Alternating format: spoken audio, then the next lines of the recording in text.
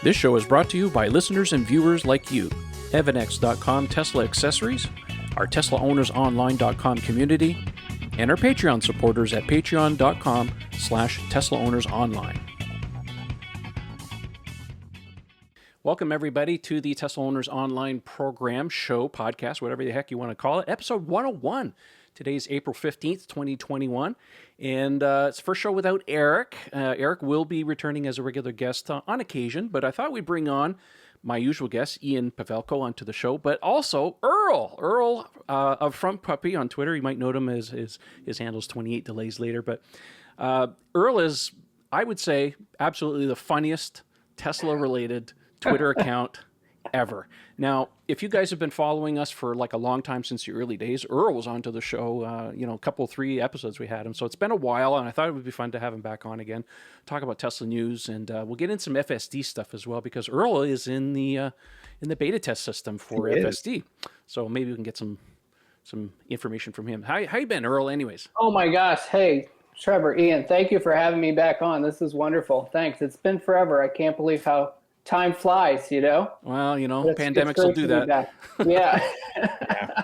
Yeah, great to be back. Thanks. Excellent. Great. Well, we're certainly happy about having you back on.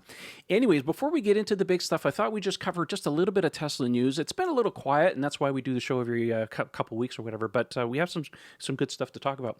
And I'm going to share my screen here so that everybody gets a chance to see what we're talking about. We're going to go over here like this. Okay. So the first article here, and if you've been missing a little bit, Tesla has increased the prices of the Model 3 yet again. So the SR Plus and the all-wheel drive have gone up $500. The performance car has gone up $1,000.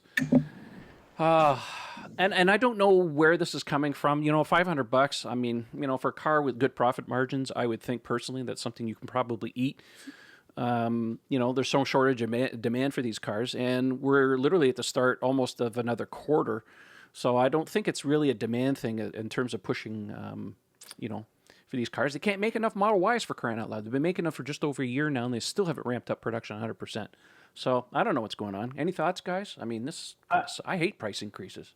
I'm wondering, and I don't know if this is true, but I remember as the U.S. tax credit was kind of phasing out, I know they started to kind of lower the prices to make it a little less painful.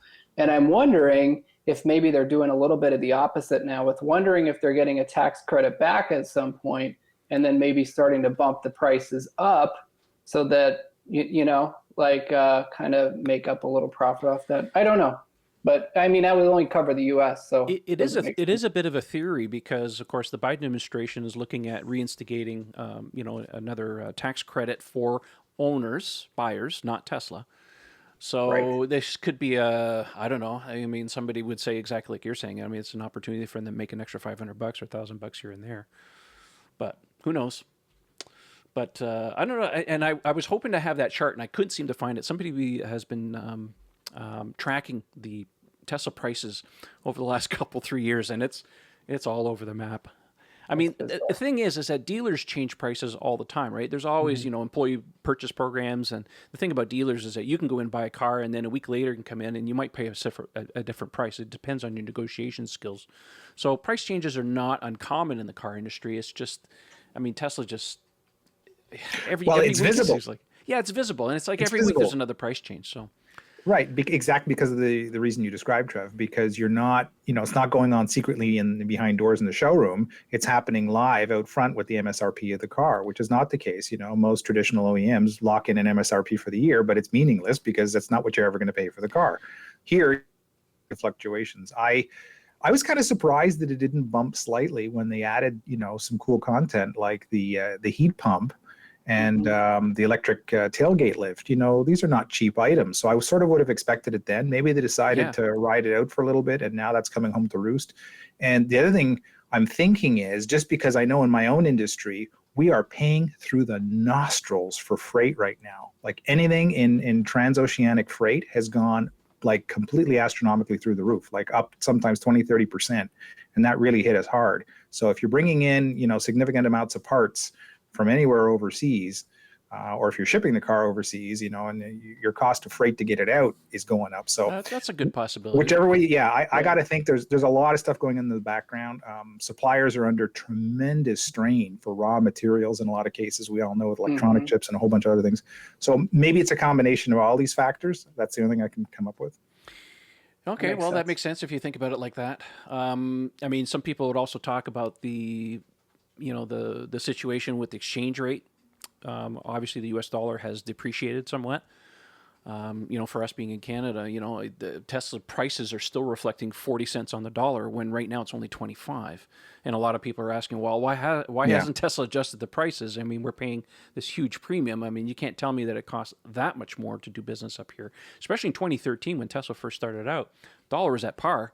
And that was the best time to buy a Tesla. Model S was the only thing that was available at the time, and stuff. It was basically right at par. So we've seen him do it before. It's just like, why is it taking him so long to do it now? But anyways, maybe that's a story for another day. All right, well, let's move on. We're going to show you another screen, and I shouldn't stop sharing here. Just move on to our next story. This was a big one that broke today. Matchbox, woohoo, are introducing a series of sustainable Matchbox cars, including a Tesla, and not just any Tesla, but the new Roadster. Now, they're calling it a 2020 Roadster. I don't know why they're doing that, because it's 2021 and we still haven't seen this damn thing. Come on now. Interestingly, it looks like it's white to begin with. Who knows if they're going to introduce other colors down the road. This will go on sale in 2022. I did a few tweets on this today. It's actually really quite nice. Ian, you had a little fun with us today. I saw your tweet talking about off-road wheels. Just because I'm that guy, it's like, there's like a little 1-inch poke of in scale of the wheel and tire out the fender, and it's got this really knobby tread on it. So I thought, here we go. There's an off-road package coming. You heard it here first, kids. Yeah, exactly. So Mattel is doing something interesting with this, because they're getting into sustainable packaging now too, to kind of tie the two in. So the Roadster is going to have 62.1 recycled zinc, 36.9% recycled plastic parts, and 1% stainless steel, and the packaging as well. So they have compostable, like this picture that I'm putting up. For those of you watching on YouTube here, you can see they got some compostable packaging. And am I the only one that thought it looked like it came in like sort of? I thought it was a soap bar. It's like, exactly. I thought it was built into a soap bar. It's like, first rule of Fight Club: don't talk about Fight Club, right? Yeah. It looks like they're also going to have maybe some other gas station play sets with chargers. So if you, they got this picture here. Unfortunately, I can't zoom in. It looks like one of the kids was playing with it, and it looks like it plugs in. So it looks like they're going to have a gas station, possibly with chargers as well. And part of the collection, a little bit later, they're going to have a BMW i3, an i8, Nissan Leaf, and it looks like the other one there is, I can't make that out. Is that the yellow one? Is that a Model 3 like the taxis? Or is that a Prius? I think that's a Prius. I think it is, yeah. It looks like a Prius. Yeah. And the delivery truck on the back is one of those... what's that company called? Gosh darn it. I should have done the research. It's that delivery truck that Amazon, I think. Is that the Rivian one? Yeah, Rivian builds it for them. Okay. Anyways, I think so. That's what it looks like. So it looks like they're going to have a whole series available in 2022. Yeah, here's part of the gas station. So it looks like that's definitely a charger there in the back. Gas station? Yeah. Did you say gas station? Well, I said gas station. It shows diesel, and that one in the corner is definitely a charger. And the price is $3.49. I think that's $3.49. Is that what gas costs in Ohio right now, Earl? You know what? I don't even know. I'm so glad to say that. It was a trick question. That was the whole point. I just don't know. Anyways, lots of fun. The kids are going to like it, but us adults are really going to like this. It looks like they're going to have a whole set minus the Roadster here in its own little packaging. So you'll be able to buy, 5 of them in a package. So anyways, looking forward to that. Maybe I should start collecting a few more of these. Yeah. So no pricing at this point, but obviously, what do they run? About $1.50, $2 at the most for most of these. So shouldn't be too expensive for the people that really that want that. I don't have any pictures to talk about this, but maybe we can talk about it right now.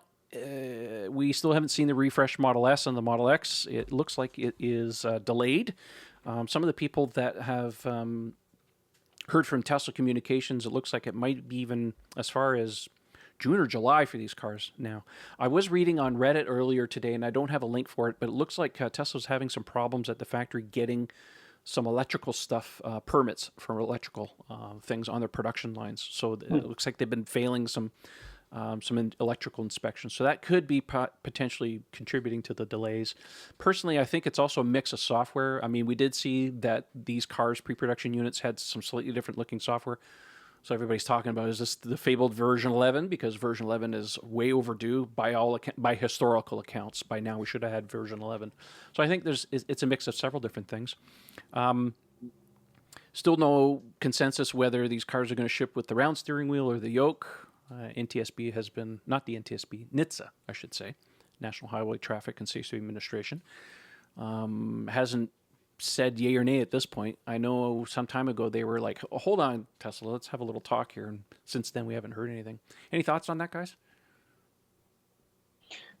No. No. It's pretty amazing to me because Elon really said this thing was on its way out, right? Like February. Delivers in February. So you got to think that whatever went wrong was probably kind of abrupt or really had to push it back pretty far. So it's hard to think about what that would be. I'm really kind of baffled by the whole thing. I mean, I'm confident this is going to be worked out soon and they'll be rolling out, but I don't know if we'll ever get the story. Most likely not the straight story. Tesla's kind of coy that ways, but the bottom line is that they're certainly behind on delivering these cars. We always saw the numbers for Q1. I mean, it's been all carried on the back of 3 and Model Y, so stellar numbers. So it's not like the X and the S being delayed are affecting the bottom line. At this point, obviously they'll want to bring those cars online to generate even more revenue because there's tons of demand, tons of pent-up demand for these cars. So if they can bring it out in due time, Q2, hopefully, even into Q3 and Q4, we should see some significant profit margins and some good financials from Tesla at that point. By the way, Earl, what's Tesla trading at today? What'd they close at? I mean, you monitor this stuff like crazy. Put on the spot. I don't even know anymore. They're showing 358.85 right now. 738. 738. 738. That sounds right. My dyslexia kicking in there. All right, so it looks like it's recovered a little bit, but not from the highs of like over what it was about 3 months ago, 5 months. Oh yeah, just from we were waiting for them to break the 700. Yeah, we were waiting for them to break 700 for like the longest time. So still looks good, still good. We're in the black. Yeah. All right, so that covers some of the Tesla news. I think that we should talk about at this particular. Actually, maybe we'll talk about the Neuralink monkey real quick. You guys seen the Neuralink monkey playing Pong? Isn't this nuts? I love that monkey. Yeah, it's amazing what they're doing. Like to even to watch it and think about it, it's incredible. Like using his mind and playing Pong. So they've taught this monkey with a Neuralink implant to play Pong, and he's not blowing into a tube. For those of you watching on YouTube, he's getting a banana smoothie apparently, and that's the reward mechanism that they're using. So obviously this made the news, and there's lots of talk going on. By the way, they have a blog interface, or a blog interface. They have a blog post on their website you can read about how they achieved this and stuff, and talking about the humans and the monkeys interacting. And the monkeys are not hurt or anything like that. No monkeys were hurt in the process of doing this Neuralink thing. So anyways, I think Elon went on to say that there is going to be a very good possibility that they will be able to have it so that people can interact with their cell phones, mobile phones, using this function. Again, still a little science fiction right now. They don't have FDA approval to do this in humans, but hopefully, if everything goes well, they'll be able to start doing some basic stuff. So, it's still interesting. I don't know if I'd be on. I don't know if I would be on the list to get the implant, but but there'll be a line of people. Give it a try. Well, yeah. I'm just thinking about the fantastic benefit for people with disabilities. My God, this is going to be life changing. Yeah, Parkinson's. Oh my gosh. I mean, if they can take care of that, I mean, that's just nuts. All right, so I think at this point we're going to spend a little bit of time here and talk about FSD. Still the talk of the town because A, we still don't have FSD beta in wide release. B, we don't have the button yet, and subscriptions looks like are coming. So let's try and break this down a little bit. So first of all, some people on Twitter were asking Elon, what is the status of the FSD subscription? Because Elon and Tesla have basically confirmed that they're going to have an FSD subscription. And it looks like it is going to be coming sometime in May. The hope was sometime in April this month, obviously been pushed back. So Elon basically said that the FSD subscription was going to be about the same timing, which is going to be next month. Let's see here. Maybe I got this stuff a little out of order here because there's another tweet here I got to bring up. Hold on. Okay. So maybe we should do it in this area here. So the FSD subscription was FSD beta was going to be launching in May, but Elon said the button timing in May is aspirational. It depends on how well limited beta of version 9 goes, because right now it's what are you at right now? 8.3, Earl? 8.2. 8.2. Okay. Yep.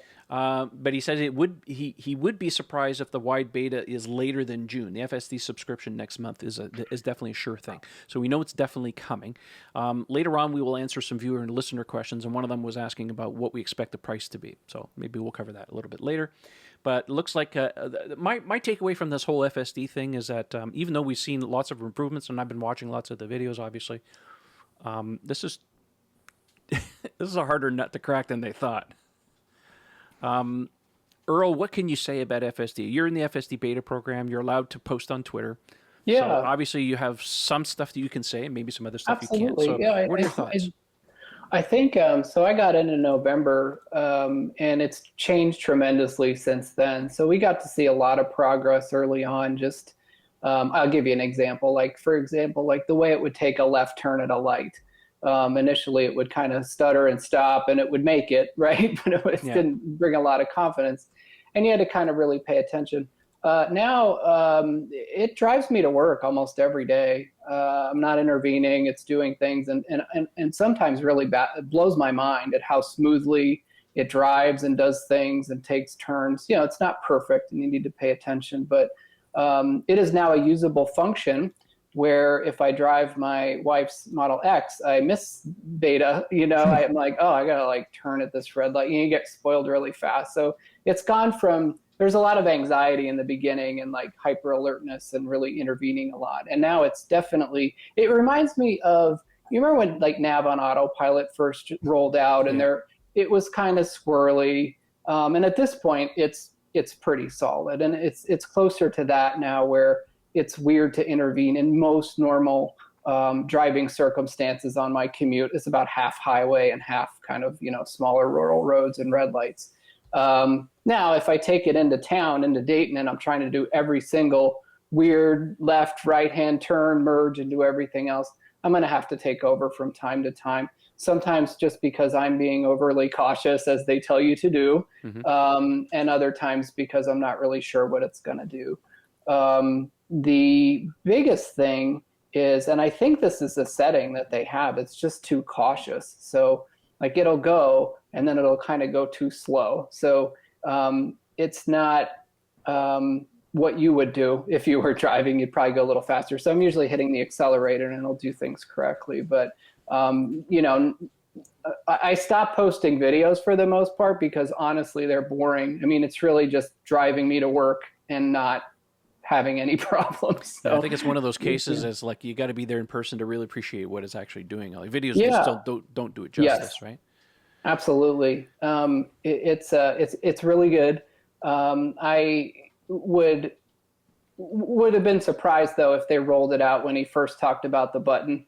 It just seems like there's still too many probably errors and edge cases, and you're going to give it to everybody, and everybody's going to put it on YouTube. And as you could see, somebody trolled through every single beta video, found every bad thing, and stitched together a video. So it would be that, as Elon would say, exponential, right? It would just be every bad thing that would happen, and it would really give an inaccurate view of what it's like. It's probably not as good as some videos depict, but it's certainly not as bad as some videos depict. It's pretty boring and in the middle, you know, like nothing crazy happens, you know, but it's. But the sad thing is, take over, but it's no big deal. The sad thing is, you'd figure we're savvy enough with social media being around long enough that you know that everything's exaggerated. When you see all these horrific things stitched together, it's spend 10 minutes watching Russian dash cam videos. I mean, if I had hair, it would set it on fire. Right. And this is like everyday occurrences, you know? So you can't come to me with a couple of little weird things that FSD is doing, telling me it's the end of the world, you know? Like, come on. That is a perfect example. That's exactly how it is. And Like I said, most of the miles I put on FSD are just completely boring, and there's really not much going on. But every once in a while, you're just a little curious, and you want to take over. And you're not sure what it's doing, but I'm amazed by it. I was a fairly big skeptic of FSD, just kind of the way Elon has talked about it over time, and then even having autopilot, having nav on autopilot, to picture that jump to that next level where I'm going to like hop in the back seat and let this guy. I just didn't see it ever happening until I got beta and saw the progress. I'm like, okay, they're going to get this. I don't know when or how fast, but it's clearly going to get there. And I'm for this next rewrite. I'm a little bummed about it because apparently 8.3 had a lot of fixes, he said, that we'll never see because we're going to skip it. But the next one's going to be a totally different animal. So I don't know what I don't know what to expect, but whatever it is, it'll I'm sure get better. So I have a question for you. Right now, FSD beta. In order to initiate it, you have to be out on the street, pointed in the right direction. Like you can't be parked in a lot and then press the button where it will back out, much like Summon, and then do the drive. Yeah, it won't go backwards, but it will.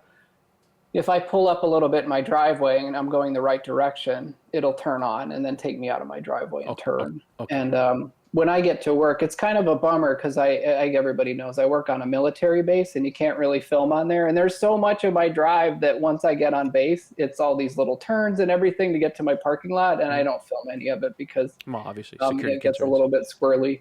But it pretty much from the time I leave my home until work, I stop because they check gate. It does not understand IDs at gates. It would drive right through there. And then they pop up the barricades and it would be a mess. But so I stopped for that. But otherwise, most days it just drives me to work. So that's awesome. It's amazing. Which brings me to something that you mentioned a little bit earlier about paying attention. I mean, everybody who has autopilot or even FSD knows at this point that Tesla has a nag screen that comes up every 15 to 20 seconds. Now, the video that I'm going to play here, I'm not going to play any sound. I'll just show you a very, very short clip, is by a Tesla account who goes by the name Green. And I've invited him on the show, but he prefers to stay a little anonymous. I get that. He's an incredible hacker, if you will, who really knows his stuff when it comes to FSD and the autopilot computer. And he was the first to divulge the fact that Tesla is actually implementing driver monitoring in these cars in shadow mode. Now, the video you're going to see here, a little short clip. I apologize for those of you who are listening on the podcast in the audio format. You have to go to the YouTube channel to see what we're doing here. But he's actually overlaid in this video what the camera, now all of the Model 3s and the Model Ys, and soon the Xs and the Xs that have been refreshed, have this camera facing inside the cabin. And he was able to film, I think it's himself, but he won't say. Anyways, sitting in the car and trying various things, including holding a picture of Elon to see if he can foil the camera, including himself or a person, holding a phone and showing an overlay of what the autopilot prediction is actually seeing. So right here, I'm just going to play the video a little bit. You guys can watch. So you can see here he's playing with his phone. Phone use is showing 100%. He puts the phone away, and then it goes like phone use now drops down to like 6%. So obviously the driver monitoring system is looking for things like paying attention, whether you're using phones. In this case here, it's saying, are the drivers up? Which way is he looking? Which way is the head? Is the head down? Whether the camera is blinded, sunglasses. So there's a bunch of predictions. And he's been playing with it. Maybe I can fast forward here and show you some other stuff that he was doing. So he was sitting in the other passenger seat here and showing the phone, just trying various different things. So it's definitely detecting that there's definitely a phone where the driver should be, even though he's not sitting in the driver's seat. You got to find the clip where it's the picture of Elon being held. Yeah, that's right here. That's possibly himself there. He had another one here with Elon. Let me see if I can find it. Here it is, right there. He's holding up a picture of Elon. So driver eyes nominal, phone use 2%. Yeah. Anyways, it's a really clever video. I'll put a link in the video description. You guys want to check it out. But definitely Tesla is working on driver monitoring for FSD. Now, like I said, it's most likely in shadow mode at this point. And you know, when they posted this, I had the comment on this on Twitter. I said, you know what? I would take driver monitoring over the nag screen any day of the week. Yeah, me too. Yeah. And I know our friend Alex Roy, who's a very big proponent of driver monitoring, has been all over Tesla for like the longest time about not doing driver monitoring. And you know, when I saw some of this stuff, I had to tag him to at least let him know that, you know, it looks like they are working on something. As to when they will release it, what they will do with it, but at least it's just to assuage him a little bit. It's like, okay, you know, Tesla's finally coming around to this. It's happening, yeah. What are your thoughts, guys? When I first saw that video, like my heart dropped and I was thinking about FSD beta, like my whole life flashed in front of me of like, what have I done in the car since, like, 'cause they can see me so clearly, like what have they seen? That was my first gut reaction. Yeah, and that's obviously, this has brought up some concerns. Obviously, when China, of course, they said, well, you know, we don't want Tesla to be doing this, and of course, they just recently said that any kind of data collection will be stored locally and not sent to head office or anything like that. They're just for the Chinese market. I get that. So obviously, this is for some people. FSD, be prepared for this kind of thing. We don't know how Tesla's going to implement any kind of like terms of agreement as far as what can be captured. Obviously, in Tesla fashion, this will be anonymized data. So if it does get sent back to head office, you know, do they blank out people's faces when it actually goes into the training system? Like, I don't know what they're going to do. Obviously, the data is going to be obfuscated in such a way that they won't know whose car it is, that type of thing, because that data right now they don't know. So yeah, there's going to be some privacy concerns over this stuff.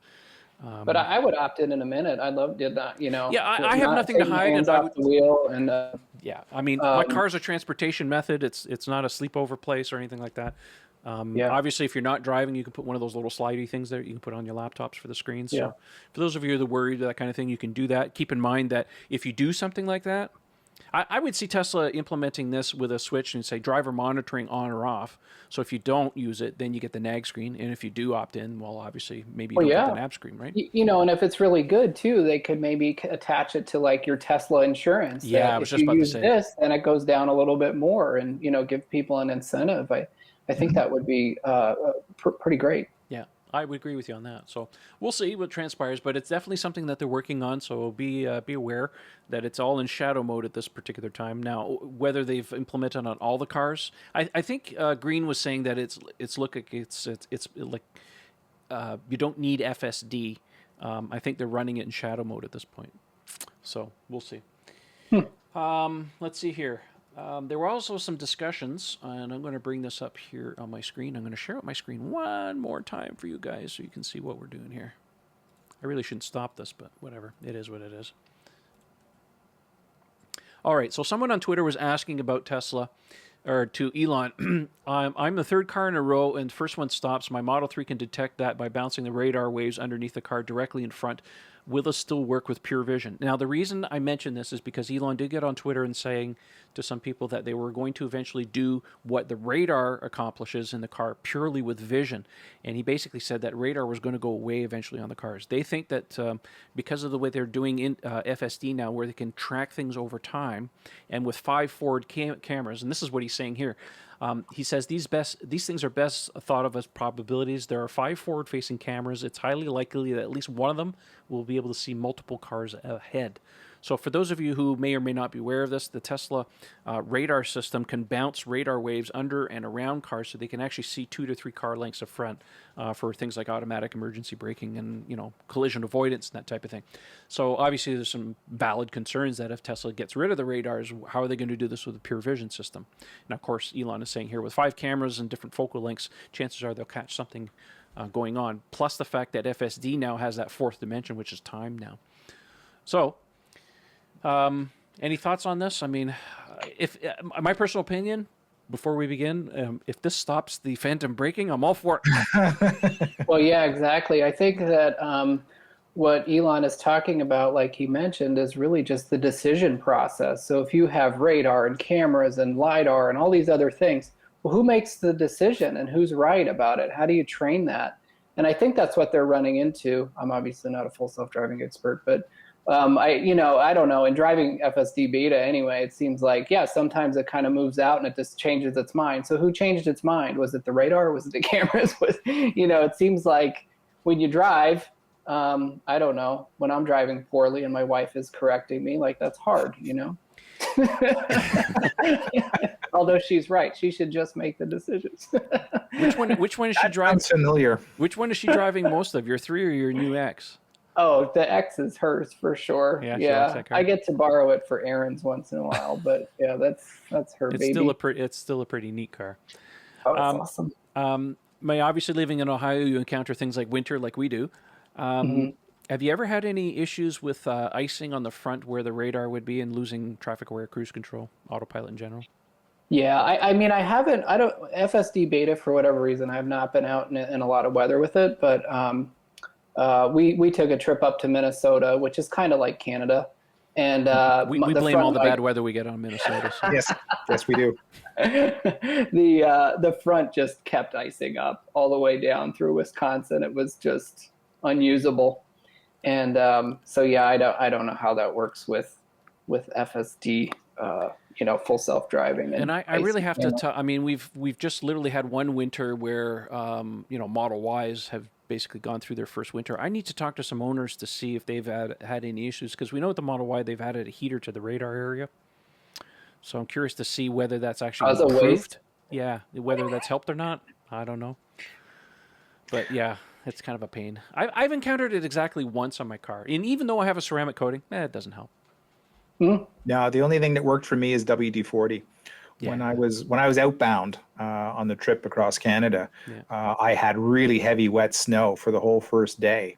And I mean, TAC was gone for the first 2-3 hours. So I stopped a Canadian Tire along the way, bought like the giant jumbo can, just held it. It killed me because that stuff's so greasy and oily and gunky. Yeah. I just layered it all over the front end of the car, and it was fantastic. The rest of the day, the snow just came unstuck.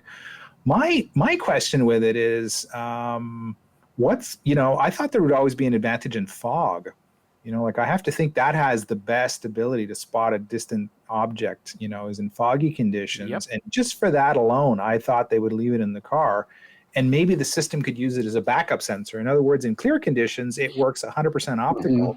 And then if it sees like fog or heavy snow or anything where the radar has an advantage, it can now plug the radar in and use it as an extra sensor to sort of give it some extra guidance. I thought there'd be value in that, but I would agree with you on that. That would be and that's what surprised me that Elon said that. I mean, I'm thinking that's the one case. Well, God, that's where you could use the radar, But let's be honest, in all the development of all this stuff, and we've talked about it so often in the show, it's like they kind of ignore the extreme weather parts of North America. It's like that's California. You lose 1 or 2. Yeah, I mean, snow will kill your cameras in a matter of minutes in the average Canadian winter driving. I mean, I don't know what the hell they're going to do about that until they come up with a system for all the side and rear cameras. This is not being solved. Like I've yet to hear anyone say anything. I can tell you that the noises for when your like nav on autopilot goes in and out still happen when you're on beta, but beta will keep working. So like I'll get off at an exit and then like it's raining too hard.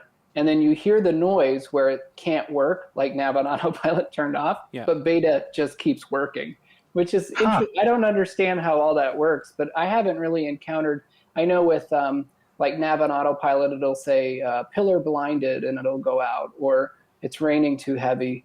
The problem is beta doesn't work on the highway, so I don't know what would happen in that circumstance, but as soon as I get off the highway, if it has been turned off, it's still raining, and that screen comes on for beta, it will work. It will do everything. I don't know why or how that works, if it's just ignoring certain things or if it has more confidence to work when it's raining heavy. Again, this isn't snow or anything, Well, we're past the snow situation right now. My thinking is like, man, if they're going to put this out in wider beta and include Norway and Canada eventually, because he said that was the next kind of level they were going to put it in. Yeah. They got to have the snow thing sorted out, because the last thing you want to, what are you going to do? Turn it off or take it away from us when winter rolls around next year? That's not going to happen. So they better get their ducks in a row, as far as I'm concerned. I don't get it.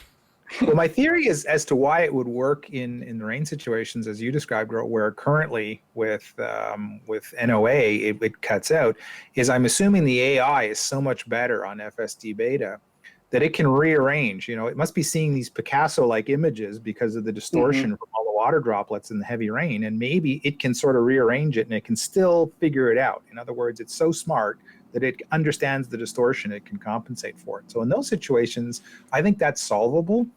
But like when you talk about a completely opaque surface, covered, when it's blinded, when it's gone complete cataract. What really impresses me about FSD that I've been watching, from just some presentations from Andre Kaparthi, for example, is this fourth dimension over time that they've been able to implement. So now they can actually, because they're ingesting video on the cameras now, is they can actually track objects through time. So if something gets obscured, it still knows that it's there. Yeah. And even on our cars right now, where you can actually take your finger on the screen, you can actually spin the whole area.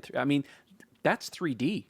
They're getting dimension not only in time but also distance that would normally require our LiDAR to do. They can do that all in visual, which totally blows my mind. So, anyways, even though it's frustrating to hear Elon saying next month all the time with FSD, and it's coming, we're definitely seeing improvements in the system. And just listening to some podcasts where Andre was on recently and stuff, they are working so hard on this that there's no doubt in my mind they will get there. The timing is the suspect part right now. Elon's never been good with timing. So I'm sure it's going to get there. But it's frustrating for those of, a lot of us who actually paid for it, who want to use it, can't use it. And it's like, I get it. And not to be that person because I know I have beta, but honestly, they can't get this wrong. Like it would be such a waste of time to push it out. It sucks.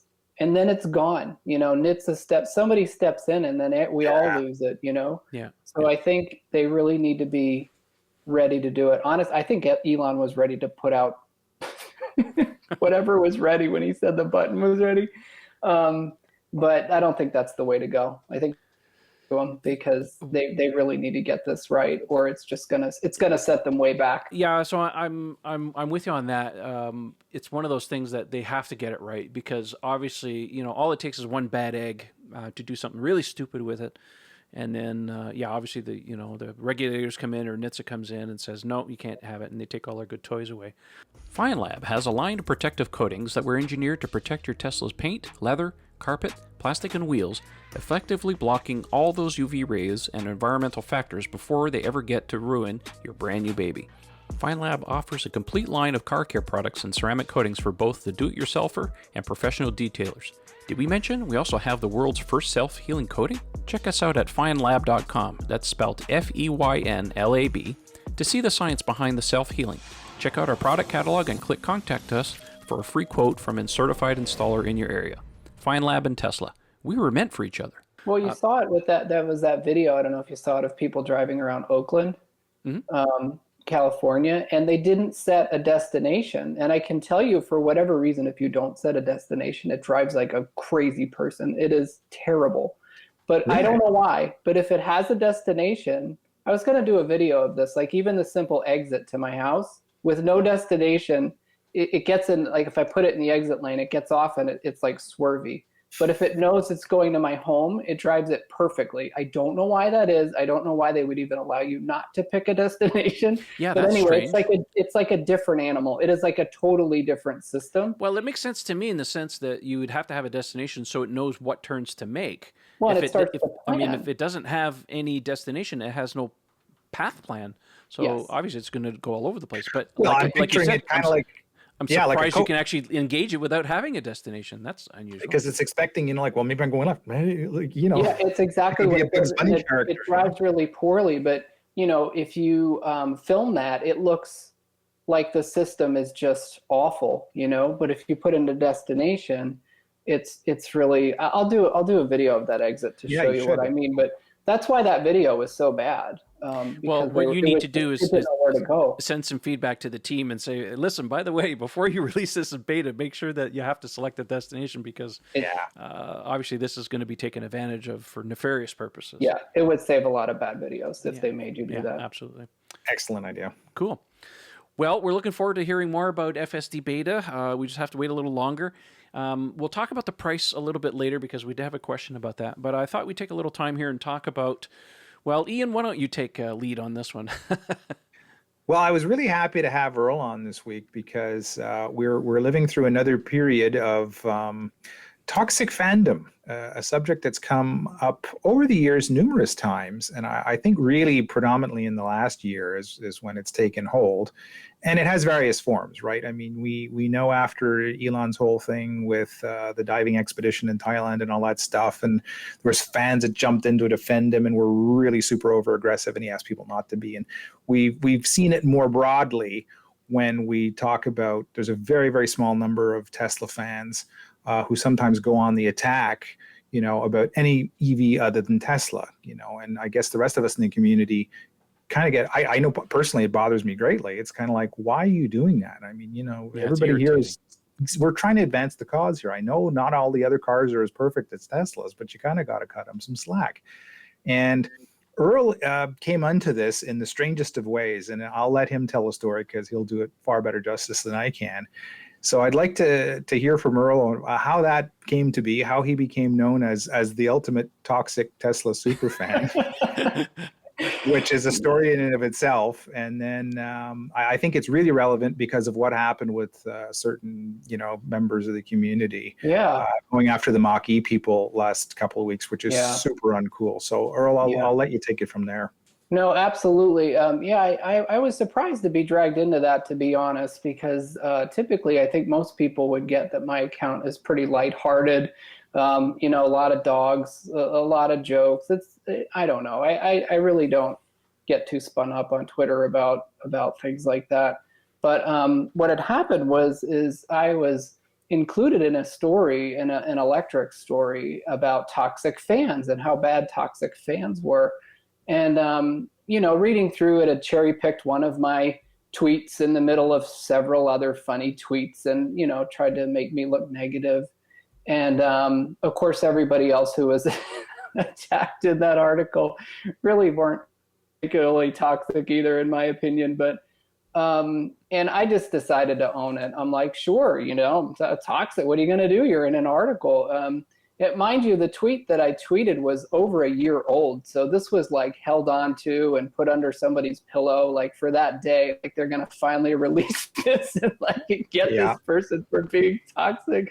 And it was just really shocking to me that happened. So I've tried to just own it and joke about it, about how everything. So you have two ends of the spectrum, right? One end of the spectrum is probably closer to what's happening potentially with this Mach-E situation, where people are actually threatening people online or in DMs, and it seems like Facebook is a cesspool like that as well. Oh, and,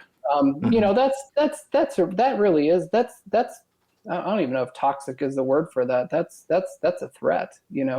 That's something that you should be, somebody better be investigating, right? Yeah. But those incidences are few and far between. Then there's the group of people that you would mention. They're just very overly zealous about all things Tesla, can't sit with anything non-Tesla for 5 minutes, and they get really spun up and kind of pushy online about it. But it has devolved to the point where you can't even be a fan of Tesla. You can't just say, Tesla's the best, and I love my Model 3, and then people, you can't, you're biased and this and that. It's like, well, no, I just like a car, I like a product, I like my phone, or I like a certain beer.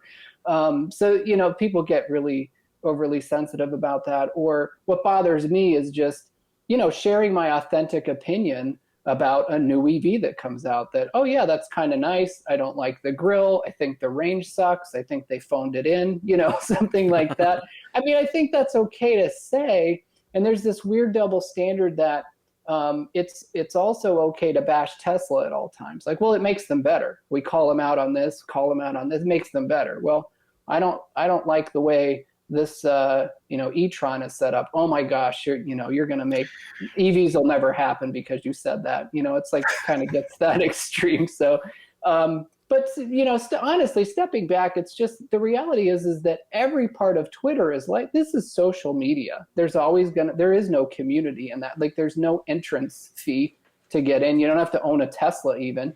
You don't even have to be a fan of Tesla to be in the Tesla community.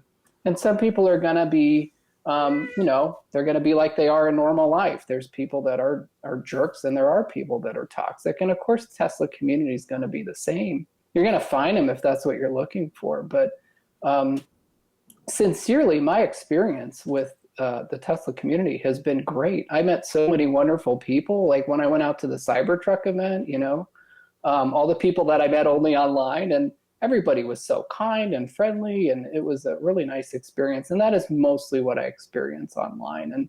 And to see, I hate how it's painted in the media. I mean, they just love to talk about what the quote Tesla community is like, and then just paint a picture of, I don't know, you've been around this community longer than I have been, Trevor. And I think there was a time when it was just maybe Roadster owners or Model S owners that maybe you could paint a general picture, a little more of what people are like. But nowadays, with selling almost 200,000 cars a quarter, and Elon has 50 million fans, can you really possibly honestly say that it's a cohesive group in any way, shape, or form? It's so different politically. There's people who don't give a crap about the environment. They just like Teslas. I mean, there's so much diversity there if you really look for it, that people kind of refuse to see. And they have this one version of what a Tesla fan is. And that's kind of what bugs me. And that's kind of why I try to own that persona. Like, I try to be that person online. Like, oh yeah, I'm that toxic fan, like you make a semi-half-hearted meme about a new car, and people are just get all bent out of shape. Like, don't you care about the environment? Don't you care about all EVs? It's like, oh, come on. There's unfortunately a huge swath, I find, of online denizens who don't quite get sarcasm. Just kind of like an irony. It just, it's like, it really does. Okay, if you're going to follow Earl, there should be a little course that you follow. Okay, this is sarcasm. This is irony. Okay, just. Yeah, okay. I think anybody who follows Earl's account, just sort of like first time coming in, would be like, who's this guy? And what is he? Why is he saying that? But all you have to do is like read 5 more tweets from him. You totally get it. Yeah, like Earl's about being lighthearted and making it fun and not taking life too seriously and stuff. Yeah. But some people just take it on different extremes, and I've seen it from both sides. The Tesla community has definitely changed. I think generally it's still a very friendly community for the core people that really enjoy the product and stuff. But there's definitely some accounts that take it to an extreme, and Tesla can do no wrong. I've certainly tweeted lots of stuff that I mean, it's okay to love the car and not always like what Elon does or the company sometimes. And if you do that, some people will say, oh, you're against the mission or you're against that. And so no, it's just you can be an objective fan. Right. And my point, as like you said, in many cases, it's about pointing out deficiencies so that they can improve. There's times when they can improve, and there's times, well, maybe it's just not a priority for them in certain respects. I've made my voice known in many cases that I think there's some issues with Tesla's paint, not universally, but there's things that they can improve. Door seals, famously. I have a problem with Tesla's door seals. Model S, 9 years, still haven't fixed the damn door seals. So, just do that one thing. Just do that. Is that too much to ask? Just fix the door seals. Yeah. But and it's terrible to see some people, reporters or bloggers or whatever you want to call them in the community, that, they've probably built their careers up around Tesla and then turn around and then just crap all over everybody. Oh, I hate that. So and that's just, it's like, okay, is that an ego thing? Is it, is money talking too much here? I don't know what's going on. But anyways, that's a story for another day. Yeah. I don't know what the solution is. Social media certainly, I mean, we've seen a lot of toxicity in all cases. I mean, I can't stand Facebook. I mean, I'm on there just to see what my family's doing and stuff. But the conversations, for example, are just like, they're mean. I mean, I just went on one thing there today to look at something, and somebody was posting a house for sale, and the shaming. Oh my God, you're asking way too much. And I'm like, what if now they're asking under to generate more sales, and now you're complaining about that? Like, there's no happy medium anywhere with any of this stuff. Anyways, Yeah. it's just, and that's why with and shameless plug here for the forum, we don't allow any of that stuff. I mean, if you're going to be nice, you're going to be nice. If you're going to be a dick, you're not going to last very long here. I mean, it's supposed to be a friendly place, and that's why I started it, because I had seen the toxicity, if you want to call it that, or the negativity on other places on the internet, and I'm like, man, if I want to talk about cars, I want it to be a friendly environment. I don't want people attacking me. And it doesn't mean you can't complain or be dissenting. No, and we do allow that. It's just personal attacks are not allowed, and threats are not allowed, and anyways, whatever. Yeah. No, I agree. I grown too. Like just the other day, somebody had asked me, what if the EQS had all the same specs as the Model S? Would you buy it? Very benign question. And I answered sincerely. I'm like, well, yeah, here's what I like. Here's what I don't like. And I had to mute the conversation because unfortunately a bunch of Tesla people showed up and just couldn't have a conversation. They could not sit with that. And I don't like that. Like, I enjoy the back and forth. I love being able to talk to people about different things, even if I differ in opinion about it. And I don't like to see that either, but it is good. People can kind of behave enough in a forum to at least hear the other side out, think about these things. And I'm all for complaining about Tesla. I mean, I was in an article about FSD with Ars Technica, complaining about FSD and the rollout of it, and if I didn't have beta, I'd be complaining every day. So I get it. I empathize with people. There's lots of improvements to be have for Tesla, and I agree. As owners, sometimes it's hard to look at other cars and say, like, why are they still making these silly mistakes? I mean, even today there was an article about the EQS coming out and how they we're not putting a front trunk in there because we want to put in a HEPA filter system, and I was like, okay, you do realize that Tesla has a HEPA filter system built into the same kind of space on the Model S and the Model X. Why couldn't you guys do this? And not that that's a deficiency or anything, but that's a design decision based by, in many ways, the way I the way I interpret it, is a legacy automaker who's not willing to do the same kind of packaging that Tesla does. I don't know. I look at your T-shirts and I think it was a direct attack on Frunk Puppy. And we can't even let this happen. No way. Bolt it shut. Oh my God! Yeah, of course it is. Well, you got to stop changing. You got to stop changing your name there, so people only about the Frunks. I'm only about the Frunks. Anyways, there are things like that, but the thing is, you have to understand is that legacy auto is still legacy auto, and we're starting to see some changes. I mean, I think the most exciting cars, other than the Teslas right now, they're coming up on the market, are the startups. The Lucids and the Rivians and stuff, right? Because they get it. They're starting with a clean sheet. EQS, I think, is a beautiful car. I mean, the interior is okay, that's typical Mercedes, little luxury, opulent, and there's a market for that. There's a market for Tesla's simplicity too, and there's a market for that kind of happy medium in between. So, like I said, there's a market for every one of these cars. If somebody is cross-shopping a Model S and a Mercedes EQS, that's a particular customer. But there is brand loyalty outside of Tesla, folks. I got news for you. All right, it happens.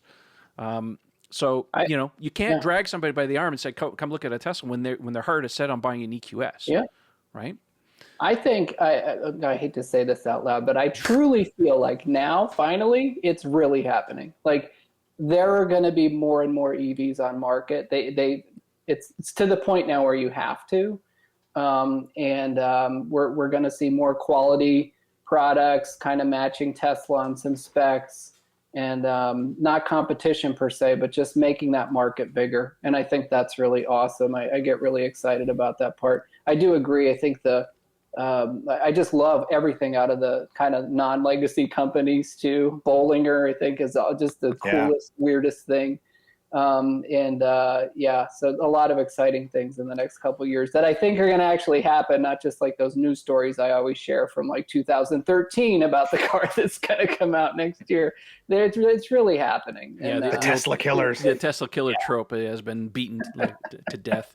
There's no such thing as a Tesla killer. There's more than enough space for everybody in the market. Oh. Which brings me to the point here that because we made a point about the Mach-E, for example, which is the latest one from Ford, and of course now we've seen the EQS that's come out. My personal opinion, I hope they sell a ton of those cars, for the fact that it makes these legacy manufacturers understand that there's a demand for it.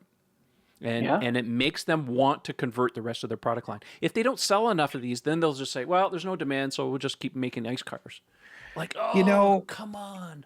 It brings me back to the original start of this segment of the show. It's like, how do we stop, or at least kind of quiet the Tesla toxicity, as it were, And at the end of the day, that's the one thing when I rarely get into it because I hate conflict of any sort online.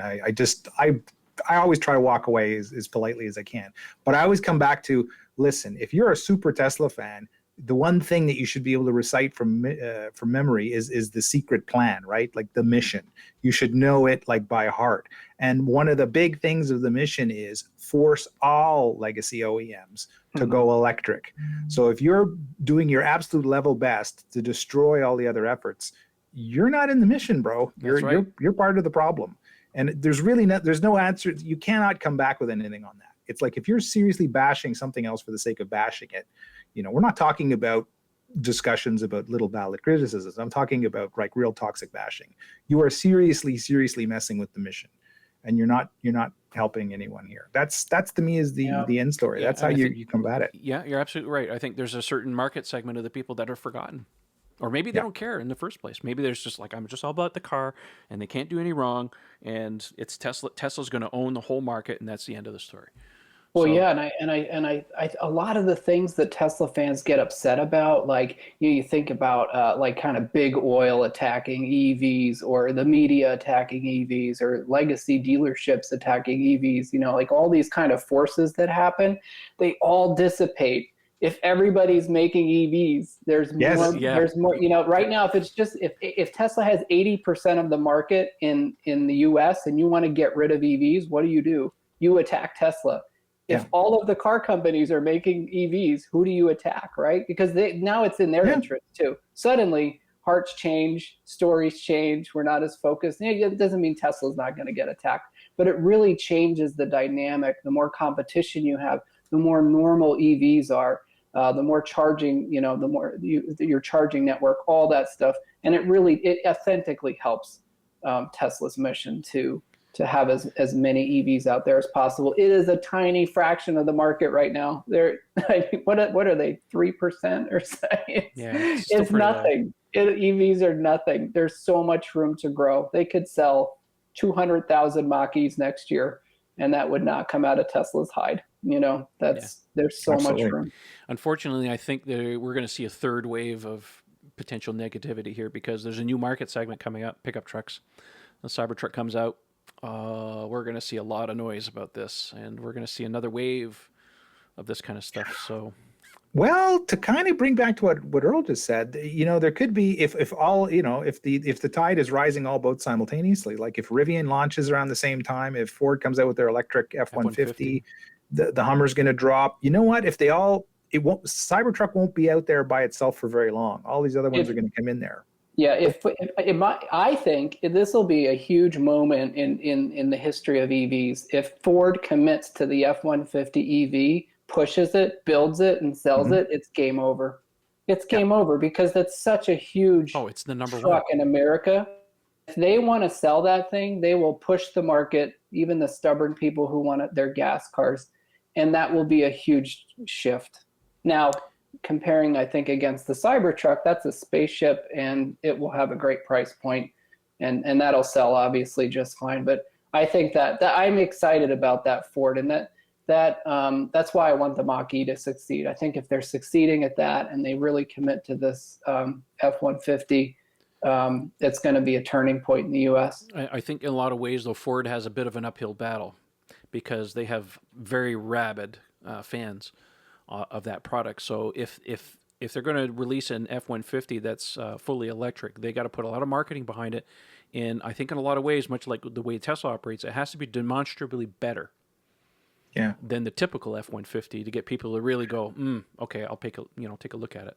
Well, I think what's going to give it a level up is the commercial operators, because it's kind of like the reason I really want to see the base 2-wheel drive Cybertruck is because there should be huge appeal with commercial operators who the bottom line is it's Fleets, the dollar. Yeah, like they don't have brand loyalty worth 10 cents. It's kind of like who's got the cheapest truck, and if I can say save $5 off the lease payment, and buy 30 of these, and they're whatever $200 a month each less cost per me to operate, I'm going to buy those. So if they come up with a compelling financial argument, for fleet operators, that is a huge chunk of the pickup. It's funny you mentioned that because that'll bring everybody else in slowly. It's interesting you mentioned that because if you remember during the Cybertruck intro, Elon made a big deal about leasing. Yep. Right? He did lay it out. Okay, here's how much an F-150 would cost you. Here's how much the gas would cost you. How much it is. So I think, I'm hoping. I'm with you, Ian, and I hope that they make all 3 variants of that car. And you know what happens? It's like there's somebody's got to drive these trucks all day long, right? So they're going to be driving around going, wow, they're this thing is so much nicer to drive than my, because, half the people driving these things commercially for a job have an F-150 at home, like it's the number one vehicle in North America. So the minute you get butts and seats and, a couple 100,000 of these things, kaboom, it's just going to go from there. I think it's the same with the semi-truck too. I remember when that was first coming out, and then they would interview these truckers on Fox News or whatever saying, I would never drive one of those. But you know what? The people operating that, they don't care. They're like, this thing is a lot cheaper and we don't put a bunch of diesel in it. And guess what you're driving? Like, it just doesn't work like that, right? Like it is a dollar and cents thing. Or if you want to be an independent guy with your diesel truck, but your neighbor has a semi-truck and it's much cheaper to operate, how long is it before you kind of look into an EV? And human nature is we're all attached to the things that we love and the brands that we love and the experiences that we love. But until we experience the other thing, right? Like, I don't know how many people I know who are dyed in the wool, like, exotic car or muscle car maniacs, or whatever. And I take them for one drive in my car and I'm like, oh my God. It's a different thing, right? I can't pry them out of it, Like, I got to think even the most bitter, old school trucker, you give him a semi for a week, he's not going to want to give it back. Yeah. I'm convinced that's part of the solution. I can't wait to see the semi truck. Oh yeah. I know. So if Trevor, if Ford has an uphill battle with EVs, which way does the hill go for Nikola? Downhill. Keeps going. That's right. Are we still talking about those guys? Oh my God, they still exist. Yeah, well, only as long as their shareholders waiting for their stocks to vest so they can dump them. Oh, the stock was way down, and somebody tweeted today that today was Badger Fierce. Oh, brutal. Again, going back to the fact that we don't like to crap on other people, but Nikola, especially with Trevor Milton, that was a fraud right from the beginning. That was a special kind of... I indulge in it a little myself because the whole story is just so unbelievable. I missed that guy, I'll be honest. He was good for a laugh, but my God. Oh, he was entertaining. Yeah. All right. Well, I think we should move on to viewer listener questions because we got a number of them. So let's jump in here. So the first question comes from Nigel. It says, do you have any indications as to when FSD beta will be coming to the UK? That's a very good question. Right now, FSD is completely nerfed outside of the US. Actually, in England, I should say, in the UK. I don't know. I really don't know. I think Elon did say on Twitter sometime that he's hoping to have it sorted out, but this is out of Tesla's control. These are regulators, and they're very tight over there. So, unfortunately, Nigel, we can't answer that, but it would definitely be after the US gets the second raft of beta at that point. Thanks for making that bigger there, Ian. Okay, next question comes from Twitter, and he says, what are your thoughts on the delay of FSD beta button? Well, Elon again went on to say that needs some more time. Again, it's Elon time, right? So take everything you have and add a little time to it. It will come, but we just got to be a little bit more patient with it. The last thing we want is for it to be subpar and having issues, because then it'll make the news, and the feds will come and take our nice toys away. All right. Next question comes from Marco on Twitter. He says, "What else? Any else have a problem with the charge port opening during a touchless car wash every time the water jets pass over the charge port? Any way of disabling the charge port when going through a car wash? Why is it that a FSD screen shows signs, cones, and even trash cans on one side of the road, but does not show parked cars in front of those trash cans? I would think seeing all objects on the screen would instill confidence in FSD." Well, there's a couple parts there. No, there's no way to disable the charge port, but he's saying it's opening. That's something you got to get checked, I think. Yeah. I've never heard of that. Yeah. No, me either. Yeah, Marco, two things. First of all, make an appointment with Tesla. Second of all, you don't mention how old your car is and stuff. I know a lot of 2018 cars suffered from the little magnet, I think it is on if you open up the charge port on the back, there's like a little lozenge size magnet. If it's loose or anything like that, get that looked after, because that's responsible for touching, when you touch the charge port at the bottom, for triggering the little magnetic proximity switch on the back to make it open. It could be that it's missing or lost or something like that. So maybe the jets are touching it, making it open on you. So you have that looked at. As far as the FSD stuff is concerned, I think Tesla's still on non-beta FSD cars. They're still dumbing down the screens. It sees a lot more than it's actually displaying. How much of that stuff they're going to actually let us see when FSD is finally finished, I don't know. There may be an option where you'll be able to make it more complex or less complex. We don't really know. I know Elon said that the colors were stringent on purpose right now, because they want to basically show the FSD testers right now what they're actually seeing on the screens. So there could be a chance that it could be dumbed down when the final release comes out. So anyways, don't really know. If I can just offer a hack in the interim for Marco that I think might work. If you left the car in gear and just held the brake pedal, or if you put it in neutral, it's possible that would disable the charge port. I can't imagine that it works. I'm going to actually go out and test that, of course, afterwards to see if it's true. But I don't think if the car is in gear or if it's in neutral, it would allow you to open the charge port. Yeah, I'm in the habit when I go through a touchless car wash, and I only use the touchless car washes in the winter. I go ones that don't have tracks. So I drive in, I stop, and the machine goes around. And what I do is I don't leave the car in park. I just put it on hold. So Bingo. There you go. That's what I'm talking about. It's never an issue for me. Yep. So maybe you want to try that. All right. Next question comes from our friend Tim Newmark on Twitter. He says, "I've said for years that my kids will never learn to drive, but I realize we are creeping up on 7 years away from my oldest turning 16. Do you think automated cars will be a thing by then? No steering wheel, no pedals, just get in and get it to where do we go?" That's a good one. 7 years. 7 years. I think my son's in the same way right now. I gotta hope so for Elon, because otherwise we're in a whole world if we don't have it in 7 years. I don't know about the no steering wheel, no pedals. I think there'll be some startup companies that will certainly attempt to do that in certain, geographical areas where they're still relying on LiDAR. I think for Tesla doing the way that they're doing it right now, those kind of things are still going to be with us for a number of years. Obviously, there's a bunch of people that are not interested in buying a car that don't have a steering wheel. Again, I also of the opinion that this fabled level 5 is still a ways off for Tesla, mainly because they got to deal with weather conditions. We've talked about this many times on the show. You can't have level 5 in a robotaxi network if you got to go out there and lick the cameras clean. Yeah. Right? So Yeah. So that's about that. Let's see here. What is this stuff? We got a whole bunch of questions, and this is just all related to Earl. Ooh. All right. Well, of course it is. We told people he's coming on the show. Yeah, exactly. All right. So the first question comes from Ken. Well, next question comes from Ken. He says, I have access to dill pickle Lay's potato chips. Are the ketchup Lay's chips just as addictive?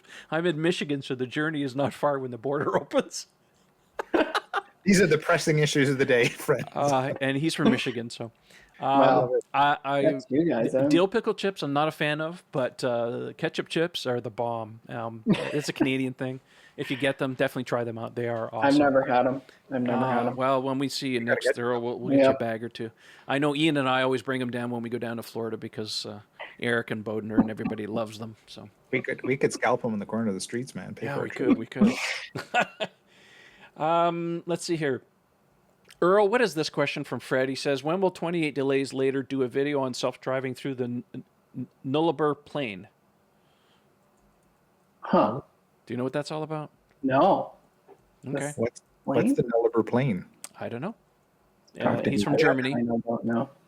He says context Australia. All right, I'm going to play the Jeopardy music here, right? Okay. Sorry, Fred. Can't answer that. Don't know what you're talking about. All right, next question comes from John P. Connell. He says, why are you the worst?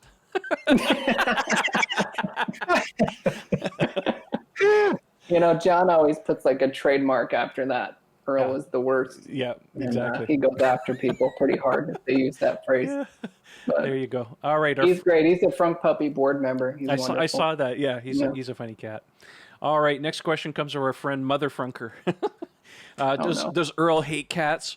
Why are they hardly ever part of the Frunk Puppy voting? Well, our cat can't participate because he's royalty and helped launch it, so he's null and void. He can't participate. He's good. Although I try. Yeah. No, cats are. We have a cat now. I don't know where that thing went, but Earl's fostering cats now, so you said. It is. It's really hard to get them in the Frunk. So every week, all we get mostly, we'll get lots of pictures. Some week we'll get 60 pictures. I mean, it's crazy. It's ridiculous. And they're all Model 3s, right? Model 3s and Ys. And they're all dogs. That's just like the most common picture. And then, everything in between. But cats just, any cat owner would know, like corralling these things, it's like herding cats, right? They don't want to go in the car. So we've tried to open it up. If your cat is near the Tesla or on the Tesla or thinking about the Tesla, that's fine, and we can vote on them. But yeah, there are some staunch. I have a board of many people, and there's some real purists who want Frunks, and puppies. So it's tough to get through that round. Well, our cat's pretty chill. You can do anything to him. I sustained injury trying to get ours in there. It's not happening. No. People have used boxes and the whole thing. Our cat actually likes car rides. He jumps into his carrier. Wow. He likes going on car rides. All right, next question comes from John. He says, I have extended enhanced autopilot, and I don't find Navigate on autopilot very trustworthy. Is it fine if traffic is light?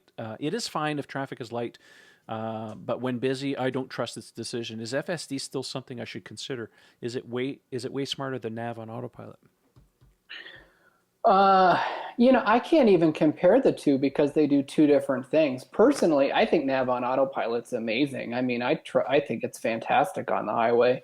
The only time it gets messed up is if there's like a lot of lane changes or construction or something really weird happens. But in general, I think it drives better than I do on the highway. It's solid, yeah. I feel that's really good tech. If you don't think that's good enough, you definitely are not ready for FSD data.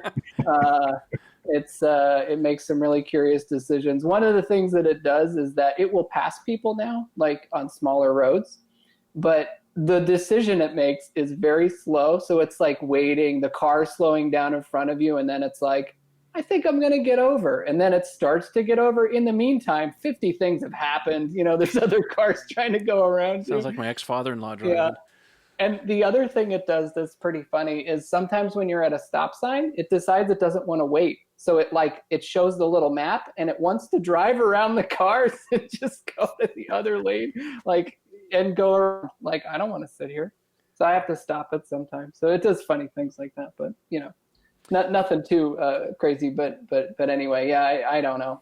So the bottom line is you're saying with FSD beta or FSD in general that they should turn up the aggressivity yeah, it would be dial. Perfect. Like if it moved the moment when it's like I'm going to pass, but I remember he said that when it first came out though. It's like intentionally cautious. Yeah. And that's where I find where it's running into problems now because I have to hurry it up, and that seems like a fixable problem. Just react. Oh, maybe anyway. Time to fix that. All right, last question of the evening, and it kind of ties back to what we were talking a little bit earlier, comes from Jason. How much do you think the FSD subscription will realistically cost? Now, let's put this into context because Elon has said that buying it outright will be the favorable option. And we've talked about this before. If you go into a subscription and you compare it to what they're charging now, there has to be some kind of commitment. Like if Tesla's expecting to get $10,000 out of you and they go to a subscription model and let's assume they want the same $10,000. You can do the math in a variety of different ways. It's a 1-year commitment, so therefore the cost would be higher. If it's 2 or 3 years, it'll be lower, and it might end out. I know there's some people that seem to want it to be $100 a month. Other people say it'll be $200 to $300. So, what do you guys think? I think it's got to be over 2. It's got to be at least over 2. It's if it's 100, no one will ever buy it again.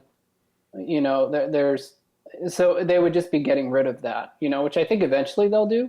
But boy, there'd be some angry folks. Like if you buy a car today and it's 10 grand, and then tomorrow the subscription starts at 100 a month, you're gonna have to keep that car a really long time. And I don't think they're gonna do that. Is it a perpetual thing for as long as you own a Tesla or a Tesla in your account, or do they want a minimum 3? I mean, put it in leasing terms, like let's say a 3-year pound of flesh out of you, 3-year commitment. You know, so we really don't know all the details yet. No, I think that scale is correct. I mean, you'd have to look at what is the average owner finance their car for? What's the average term? Is it 4 years, 5 years, 6 years? It's probably around 5 years is the average. I find a lot of Tesla owners, myself included, we went beyond that because we just wanted the biggest one and we didn't care. It's like, take my money, even if it takes 10 years to pay it off. But let's assume that it's 5 years, okay? 60 payments, 60 months, right? Yeah. So if it was $100 a month, you'd only be paying $6,000 for it by the time you're done. Well, of course, if you kept the car beyond that, theoretically, you'd keep paying, right? So it's simply, but I think that's the math we would use, right? So at $200 a month over 5 years, you'd be paying $12,000 for it. So that kind of sounds like viable. I don't know. That's my sort of back of the envelope. I think the biggest unknown at this point is what is the commitment level? I mean, if we knew what the commitment level it was, then you could probably do some better math on it. Right. But like I said, all things being equal, you know, depending on, you know, what your commitment level is and what Tesla wants out of you, a pound of flesh if you buy it outright. And he's already said that economically buying it outright is going to be cheaper. It leads me to believe that the commitment's going to be A, long, and B, the price is going to be higher. And let's face it, Tesla has already said, you know, they're going to keep jacking up the price of FSD. Like, at what point do you cry uncle? Right? Is it 10,000? Is it going to be 12, $15, $20,000? I don't know. Yeah. Like I think right now, personally, I think at $10,000, they've reached the limit of how much they can squeeze out of us. Yeah, psychologically. Yeah, that's a new animal. And I think that's what they'll want to do, though, is push people into that monthly thing, because then that solves all the drama about trade-ins and everything else. Oh, yeah, you true. have your subscription, you're good. Because right now it's kind of a cluster. I won't get into that, but I see both sides of that argument. But I think the monthly thing fixes it. So eventually that kind of, quote, unlimited beta forever, I think will just sunset. It'll be like the, you know, cheaper Model 3 that was off menu. Well, if they follow through on the promise of releasing it next month, then we'll finally get our answers and we'll have another talking point, I guess. Yeah. We'll see what the monetary merit is at that point. My personal opinion at this point is I paid for it. It's on my car. It's part of the loan. I don't have to worry about it. And I've said this before with the truck, doubtful that I'm actually going to get it. So that's just my personal opinion. Well, that brings us basically to the end of the show. Anything else you guys want to talk about before we sign off? Well, I feel like I have to mention that during this episode here, Norman's barking. Is that Norman? I don't know if we have any investors that watch this, but Doge went over a quarter while we were on. Is that a big deal? That's crazy. It's so crazy. Really? It's over a quarter. It's so crazy. I bought it for like 0.4 of a penny. Oh, wow. In January. Wow. And now it just went over a quarter. It's really crazy. I have to tell this story quick. Somebody had DM'd me, and they were talking about how they were using Doge to pay their kids' allowance because it was because I keep forgetting. So he's like, I use Doge. It's really easy because it's on my phone. So in January, I bought a little bit, and I'm like, okay. So I start paying them. Oh my God, my kids are so rich now. They get like they have like no money, but it went up. Like I don't even know what the life lesson is. Like, so they're rich on paper. Yeah, they're just loaded. Like so they're Musk. like selling me their coins back and like buying crap. I'm like, what happened? You know. Anyway, Can you actually buy anything with this Doge cryptocurrency? No, I don't know if you can buy anything with Doge at the moment. See, that's the thing about crypto is like if you have to translate it into real dollars to buy anything, Yeah. and you're always measuring its value in dollars. Like, what's the point? Yeah. But maybe that's just me. I don't know. I don't know. There'll be crypto people yelling in the comment section. Oh, now I know. And I'm sorry if I'm sorry. I apologize. It's not my thing. I don't get it. Don't hate. I'm old school. Dollars and cents rule for me as far as I'm concerned. Even though Tesla allows you to, pay for your car in the Bitcoin, I get it. That's fine. But anyways, that's just me. All right, Earl, since you are a guest, you go first. What do you want to plug? Where can people find you? Yeah, so please, check out my Twitter account at 28 Delays Later and my website, frunkpuppy.com, which also can link to my YouTube channel where I put my FSD beta videos. I do want to announce that tomorrow we'll have our vote, on Friday, whenever this comes out, but we have a Jaguar I-Pace tomorrow. Nice. So Frunk Puppy is, Frunk agnostic. So except for the we've had, yeah. Isn't it just Frunknostic? I would go with Frunknostic. Yeah, that's true. Yeah. We've had entries from, we've had the Taycan, we've had Bollinger has won a bunch of times, the I-Pace. I'm probably forget. Oh, somebody won. They stuck a giant dog in a Nissan Leaf. So there's really, all EVs are welcome, but we're just most people buy Teslas. We just see a lot of those, but I'm very excited to have our first I-Pace tomorrow. I'm also in the process, hopefully it's done soon, of revamping my website. So what I want to do is link people to the website to vote where you actually see a giant picture, because there's so many beautiful background pictures that don't win because they look tiny on Twitter. Right. Use that. And it's kind of heartbreaking to me. There's some really good photographers out there. So I'm hoping to move that over in the next month or two on Elon time, but that'll be coming down the road. But hey, thanks again for having me on. This has been a blast. No problem, buddy. I'll put a link in the video description and the podcast description, so you guys want to check out his Twitter account and his website, you can do that. All right, Ian, where can people find you? Well, on Twitter, it's at Ian Pavelko. You can also find me at Tesla Owners Online. The handle is Mad Hungarian, and you can private message me at either. The messaging is all open. If you have any questions or anything I can help with, always glad to. And if you're looking for something in the Evolveware line, you can find that usually pasted to the top of my Twitter account, or just go to Teespring, T-E-E Spring, all one word, .com, and look up Mad Hungarian Evolveware, and you will find that. And Trev is usually kind enough to put a link to that always at the end of the show. And don't forget to check out Earl shirts. I mean, we're all, both Trev and I are wearing them. We're rocking I'm the only one who did it. The OG Frunk Puppy shirts here. Yeah, you got to get some of those. Awesome. Love those. Well, that leaves me. You can find me on Twitter. The handle's Tesla Owners Online. Check out our forum at teslaownersonline.com, the best and the free place to be talking about Teslas. I want to say thank you to our sponsors, the guys at EvanX for Tesla accessories and Fine Lab ceramic coatings. And shout out to our Patreon sponsors. I know I don't do it enough for those guys, but they get access to everything before everybody else. So if you're interested in that, you want to support us, you can go to patreon.com/Tesla Owners Online. That's it for this week, and we'll see you in the next one, guys. Thanks, Earl, for joining us again, and we'll see all you guys next time. See ya. Bonsoir tout le monde.